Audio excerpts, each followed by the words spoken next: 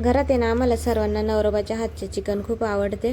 तर बघा त्याच्यासाठी आता आज नवरोबाने चिकन आणलेले होते आणि तेच बनवणार होते. त्याच्यासाठी मस्त हिरव्या मिरच्या, लसूण आणि खोबरं, आलं घेतले, कोथिंबीर पण घेतलेली होती. एक साईडला कुकरमध्ये मस्त 4-5 उकळे तेल टाकलेलं आहे आणि जिरे मोहरीची फोडणी दिली. वरतून बारीक चिरलेला कांदा परतून घेतलेला आहे आणि हिरवं वाटण करून घेतलेलं आहे. बघा तर हिरवं वाटण त्याच्यामध्ये टाकून घ्यायचं आहे कांद्यामध्ये आणि मस्त परतून घ्यायचं आहे. मीठ टाकून 4-5 शिट्ट्या करून घ्यायच्या. अशा प्रकारे आता चिकन शिजलं जातं मस्त.